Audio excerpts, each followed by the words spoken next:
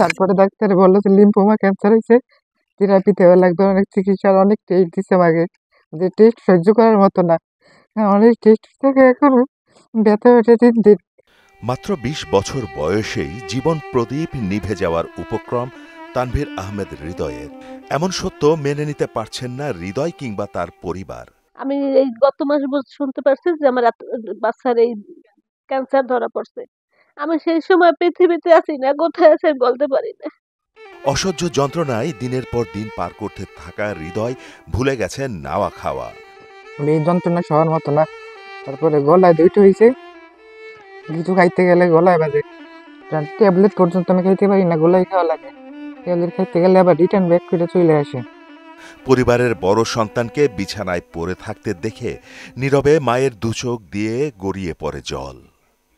পিরোজপুরের উত্তর নামাজপুর গ্রামের দরিদ্র রিকশাচালক হাসিব মল্লিকের ছেলে হৃদয়।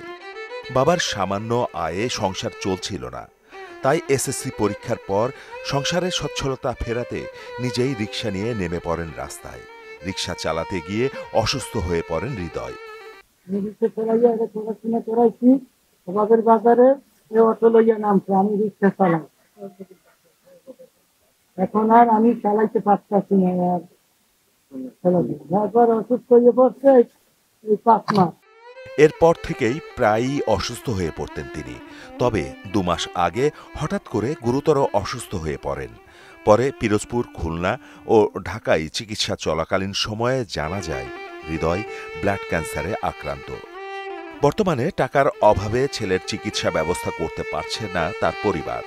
হৃদয়ের চিকিৎসা করাতে এরই মধ্যে প্রায় নিঃস্ব হয়ে পড়েছে তার পরিবারটি। আমার পক্ষে চিকিৎসা চলা সম্ভব না। আপনারা সবাই দোয়া করবেন আমার ছেলের জন্য, যাতে ও সুস্থ হয়। এই সময় এই সামলানো কি আমি গরিব মানুষ, আমার পক্ষে সম্ভব?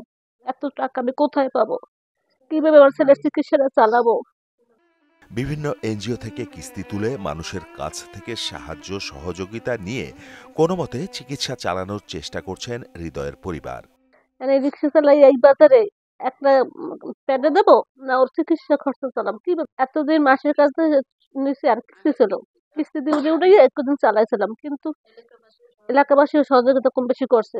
আর ওই সমিতি দৌড়ে উঠে একদিন চিকিৎসা চালাইছিলাম। ডাক্তার ধরতেই পারেনি যে কি সমস্যা হচ্ছে। এই 2টা মাস হয়েছে, এই ডাক্তারে বলে দিয়েছে যে এইটা হয়েছে।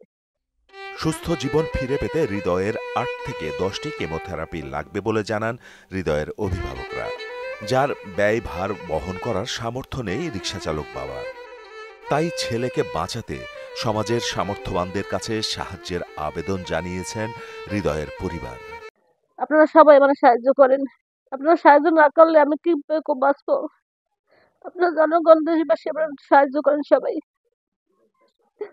দেশবাসী আমার সহযোগিতা করেন। আপনাদের একটু একটু জিনিস দিলে আমার ছেলের অনেক সুস্থ হয়ে যাবে। কিন্তু আমাদের কোনো অবস্থা খুবই খারাপ। আমরা যে এত কিছু এখন করবো আমরা পারতেছি না। সমিতি দিয়ে লোন উঠাই দিছি, ওই কিস্তির টাইনা দিই। এই বায়োপসিতে ধরা পড়লো যে তার লিম্ফোমা হয়েছে, নন হজকিন লিম্ফোমা, যা ব্লাড ক্যান্সার, রক্ত ক্যান্সার। এখন চিকিৎসার দেশে আছে বর্তমানে প্রায় 3 থেকে 4 লাখ টাকা লাগতে পারে, কম হতে পারে, বেশি হতে পারে, যা আমার পক্ষে সম্ভব না এই মুহূর্তে ব্যয় করা। 10টা কেমো দেওয়া লাগবে, এ ধরনের কেমন তো একটা কেমন ব্যয় বহন করার মতো ওর ফ্যামিলিতে টাকা নেই। এখন ও কিভাবে কি করবে, এই জন্য বাড়ি নিয়ে আসছে। এই অবস্থায় ছেলেটা অসুস্থ, চিকিৎসাবিহীন অবস্থায় ঘরে পড়ে আছে। মাহমুদ হোসেন, মোহনা ডিজিটাল।